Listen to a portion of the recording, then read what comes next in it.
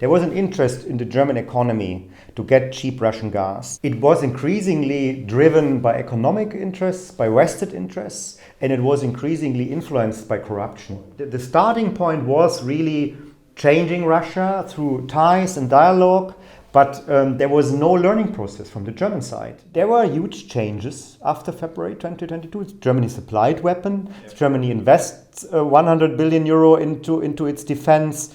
It supported really large-scale sanctions. It stopped Nord Stream 2. It decouples from Russian oil and gas. So I think these are major changes for Germany. And for me, it's really now the fundamental question, what role will Germany play in future in Europe? Is it really able on one point to reinvent its role and to adapt also to this new reality? And it's not decided yet, in my opinion. It's really important that Ukraine wins this war, that Ukraine is integrated into the European Union. I think it's high time to talk about strategic autonomy. I think we have to understand that there will be a withdrawal of the US from Europe. No matter who is the president, if we are not becoming more independent also from US security guarantees, we are really in a mess.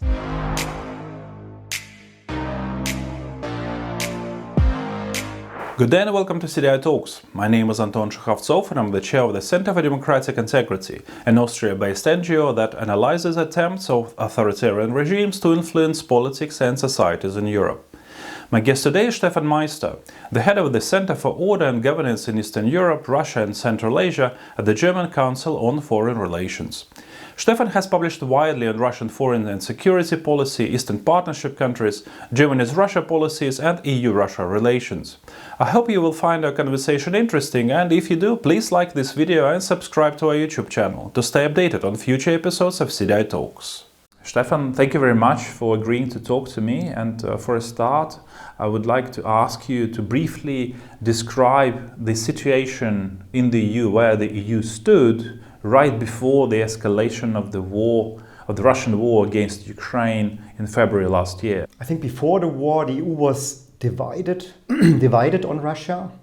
It supported on one hand after 2014 sanctions against Russia because of annexation of Crimea and the war in Donbass. But there was not a major shift in the EU's relations with Russia. There were a strong interest of big member states to keep the energy relations, not only the big member states. I think there were also small member states who wanted to keep the energy relations with Russia. We have seen with the sanctions they should not hurt too much neither party, neither Russia nor the EU member states. And so we had a kind of a worsening, I think, constant worsening of the relations between EU and Russia since 2012, we can say, when Putin returned to his third term, and then especially since 2014. But we also saw that despite that Russia defined the EU as an enemy, and we had all these proofs on hacker attacks, we had disinformation campaigns, we had Skripal, we had Tiergarten murderer, we had Navalny case also, campaigns against member states like Germany. There was no common policy or there was no fundamental change from the EU side in redefining really fundamentally the relations with Russia, but there were rather a lot of rhetoric, but still keeping the economic and energy relations with Russia. At the same time, do you think that all EU member states were sort of on the same page when the intelligence from the US and UK was coming and saying that Russia was preparing for a major escalation, for a major attack on Ukraine? I don't think so. I don't think that everybody was on the same side when this information came. I think many member states didn't trust.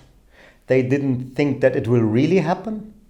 And there was this, this muddling through policy. So you keep somehow the relations and you don't expect the big change. Yeah, because I think what we saw was a gradual worsening of the relations, like the frog in the water, but not the adequate reaction by the EU. And then you had this intelligence information about that there will be really a big war against Ukraine. And I talked to a lot of stakeholders in EU member states, and they were all saying, no, we didn't trust in this. We didn't expect this. You remember Nord Stream 2? Yes. So it was supported until the war started from the German government, also from the new Chancellor Olaf Scholz. It was supported until this time. And there were other member states still supporting it, including Czech Republic, including Austria, including also France, Netherlands, because they were interested in Russian gas. So only the war, the large-scale war, which started in February 2020, I think that was the game changer. But until this time, I think there was a strong division among the member states, and nobody wanted to believe that Russia will do what it did then. How do you explain then the remarkable unity in the EU regarding the sanctions, all those really harsh sanctions that were introduced following these major escalation in February last year? I think the major change was an understanding also in the big member states like Germany and France that this is about our security. It was the first time that leaders understood this is not just about Ukraine and some eastern parts of Ukraine, but it is really about European security, the European security order, and Russia could also attack or hit on one point EU member states.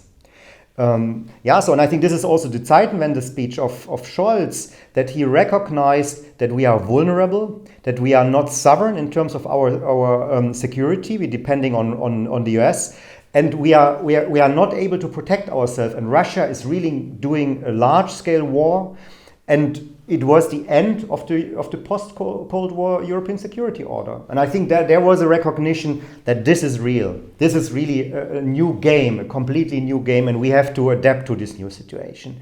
And since there was no interest to really supply Ukraine with weapons, there was the only option again to sanction Russia.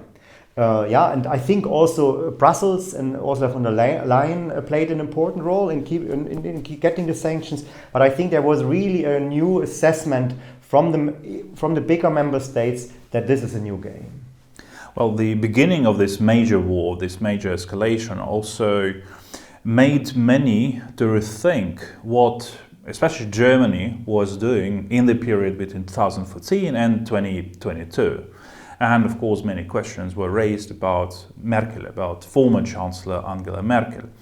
Do you believe her when she was saying that the Minsk II agreements were their idea was a deliberate attempt to give Ukraine more time? Or was it just simply trying to sugarcoat her own legacy? And if she indeed believes what she says, then do you think that her position is somehow linked to the German idea of changing Russia through economic interdependence and trade?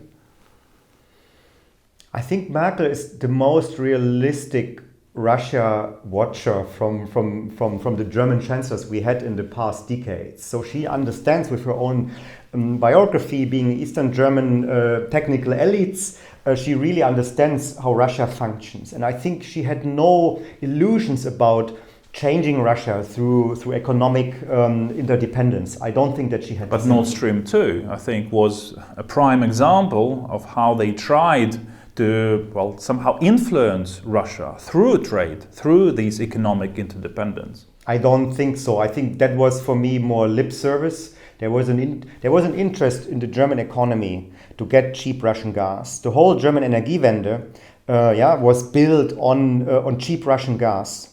If she wants to stay in power, if she wants to keep the support by the society, gas prices should not raise. And there should be no challenge also for energy intense industries in Germany. So I think it was a rather opportunistic approach and a very German economic interested approach which she followed. But I don't think that she had illusions about that Germany will change through Nord Stream 2 Russia. I think maybe Frank-Walter Steinmeier now president and the former foreign minister, he had these kind of illusions about dialogue and bridging towards Russia. But I don't think that this is the case with Merkel. Yeah? But then there is also maybe there is a question about this entire idea of Hostpolitique. Yeah, was it also probably driven then by business interests and by economic interests rather than by political ideals of having a peaceful Europe? It was increasingly driven by economic interests, by vested interests, and it was increasingly influenced by corruption. Yeah, there was a lot of corruption also through the energy business into Germany on different levels. Germany was one of the key countries of information campaigns because of the vulnerabilities towards Russia. I think the starting point was really changing Russia through ties and dialogue. But there was no learning process from the German side. Russians burned all bridges, already in 2014, maybe even earlier. We had the Munich Security Conference in 2007. We had then Georgia, and then we had Ukraine in 2014. So I think there was a refusal of reality. It was more comfortable to keep this narrative, to do business with Russia, to benefit also from this business, and not to say to society also the truth that this is an aggressor country and that will get only worse and more costly, because there was always this opportunistic hope somehow we will manage it. Yeah, and I think in this context I would then also see the Minsk agreements you initially asked. I think there is this idea we have to stop this war. And I think the Minsk agreements helped to stop the war, at this moment. But there was not really a policy afterwards to increase the security capabilities of Ukraine. I think we should also, after 2008, maybe more invested in defense of Georgia and of Ukraine, and especially after 2014 and 15, I think we should also invest more in making Ukraine a security partner of EU, of NATO. There was some training from the NATO side towards Ukraine, improvement also of capabilities of the Ukrainian army, but I don't see really a serious engagement here from the German side. So I think there's a half-true. If Merkel was saying we wanted to stop the war, to give Ukraine more time, but then there was no support for for improving the defense situation of Ukraine. And then the 24th of February came, and as we already mentioned, there was the unity was formed, a consensus was formed in the EU, and then Olaf Scholz, you already mentioned, he stated that the Russian actions were basically a turning point, an epochal shift, Zeitenwende, and that would have repercussions for the entire continent. Mm-hmm. But at the same time, throughout much of 2022, Germany, there was an evident lack of Germany's leadership, during this escalation. How do you explain this? So on the one hand, this understanding, yes, there is this turning point. Here it is. There is a major attack, a major aggression against Ukraine, and still Germany was, I think, it was somewhere in the backyard, not leading as many would like it to lead. I think there are different factors. The first factor is the Chancellor himself. I think he's a risk-averse person. He does not really want to lead and to take risks in leading.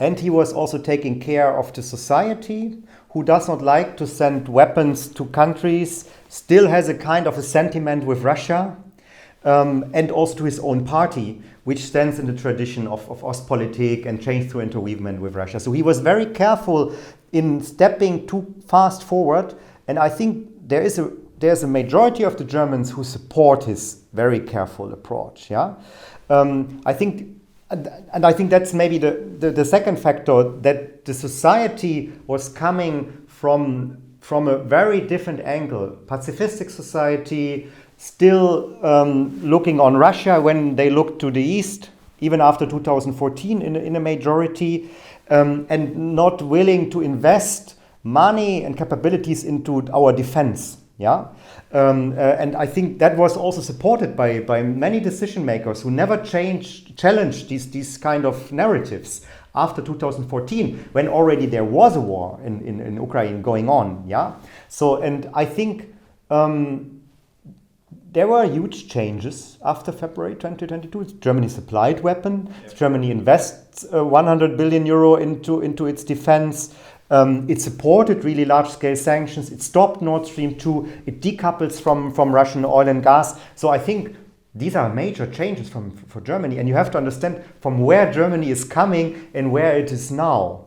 The main problem I see is that there is no European leadership at all. And Germany has a role in Europe because of its size, because of its economic power, and because of its legacy as a leader on Eastern issues in Europe. And not to fill this role weakens Europe. US was leading on the war. It's still leading, I think, on the war. And Germany couples also with the US on weapons supply. Yeah, but I think it's this personally very careful approach of the Chancellor. And it's also about, I think the Germans still want to keep their comfort zone in a way. Don't want to provoke the Russians. So there is a lack of learning how the Putin system functions, in my opinion. There's a lack of will also. And there's still this hope somehow we manage to come back to a kind of a situation where we have it under control. Even if people understand we are in a new reality, if you talk to people in Germany, I still have the impression people still hope somehow we make a compromise and then it will be okay, yeah. So, and that's just gone. So, do you feel that there is still this understanding that everything can go back to business as usual? Because I think it's now done. No, not going back where we were, but just to keep it to get it somehow under control. Because I think still Russia has the escalation dominance. We are not doing. So what Chancellor Scholz said? He said Ukraine should not lose this war. Yeah, he's not saying Ukraine should win the war. So he's doing maybe enough that Ukraine does not lose the war, but he's not doing enough that Ukraine wins the war. It not all depends on him, but I think what signals Germany sends and what Germany is doing, other will follow. Yeah, and we saw it also with the tanks. So I think he's still very careful in not escalating.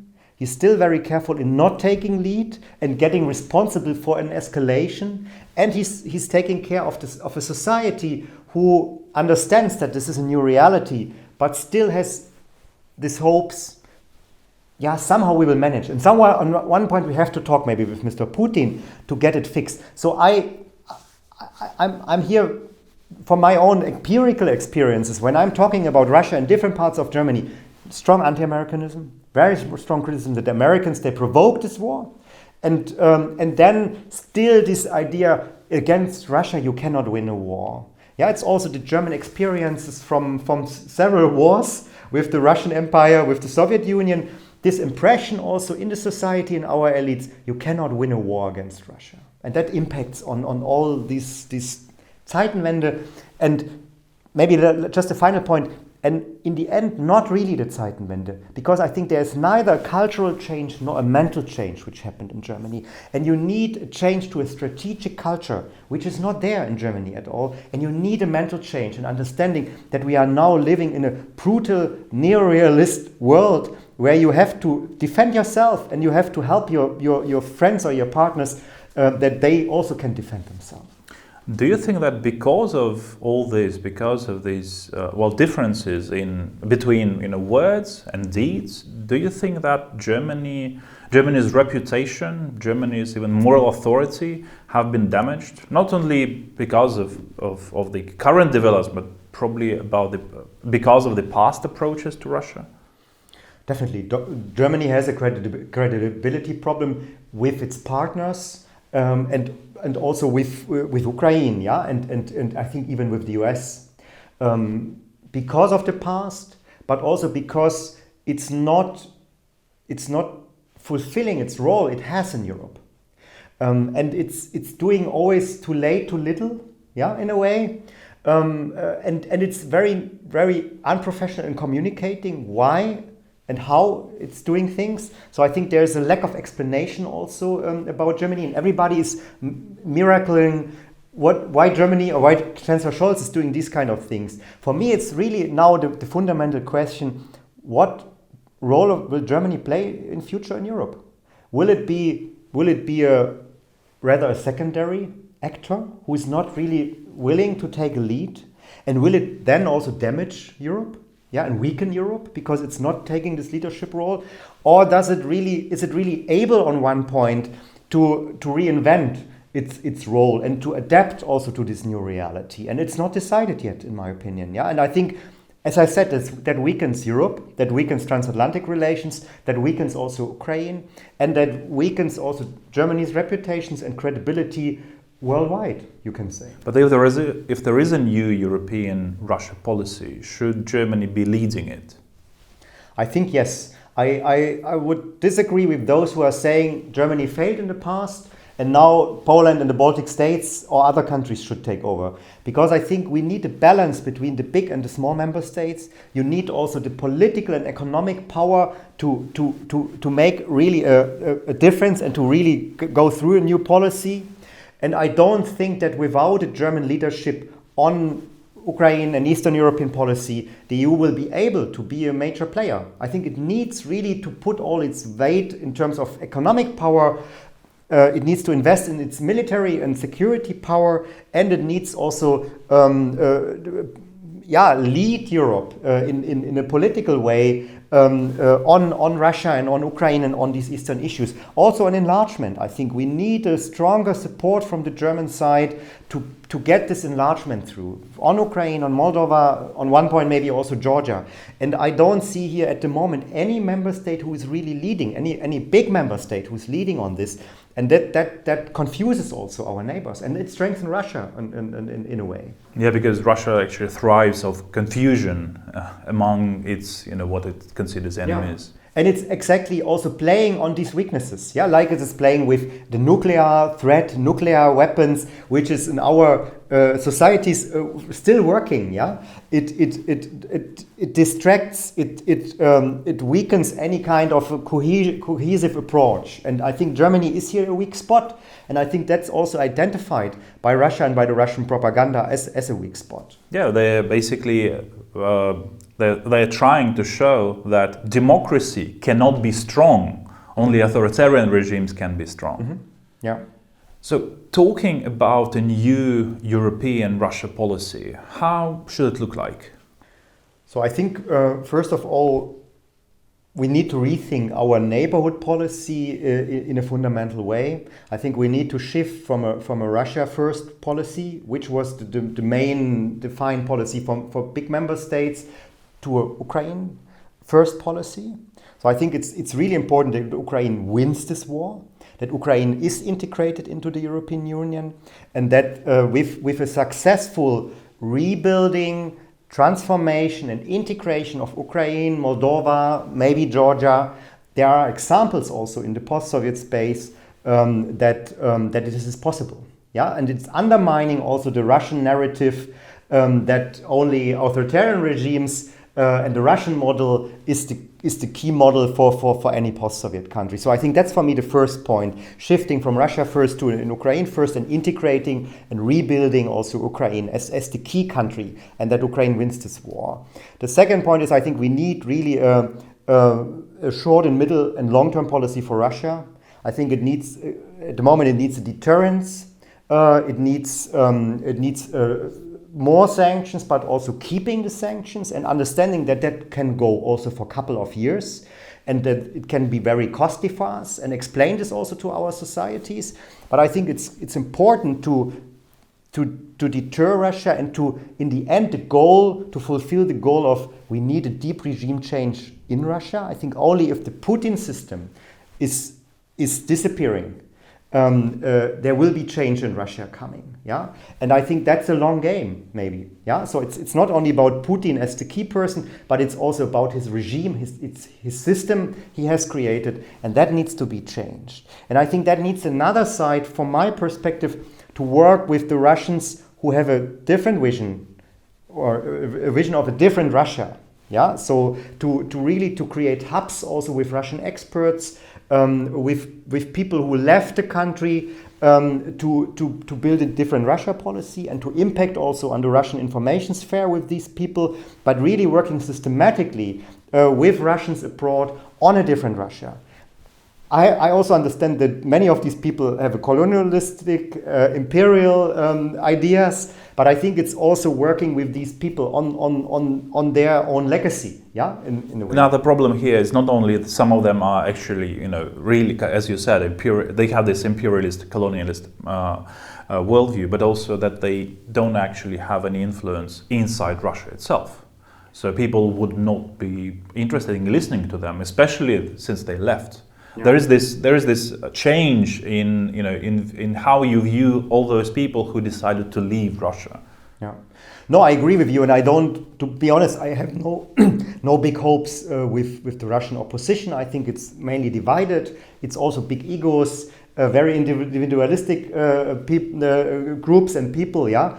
They are great people, but I don't see really a leader, or I don't see really that they are cooperating with each other. But I think we should use and we should keep also Russian know-how in analyzing Russia, in understanding what's going on in Russia. And there are still, through social media, it's possible to get some information. It cannot be closed completely. And I think we should also use or work with these people on impacting on the Russian information sphere, and keeping also the technical links. So I'm not a person who is saying we should just close everything with Russia, but we need to make also offers under certain kind of conditions to the Russian elites. So it's about territorial integrity and sovereignty of Ukraine. It's about a regime change. And there are several points I think which needs to be kept. But I think Russians can only change Russia by themselves. I don't believe that we can change it from outside. And whatever a victory means, I don't know what the effect of it is. Yeah. So and that's why I think we should.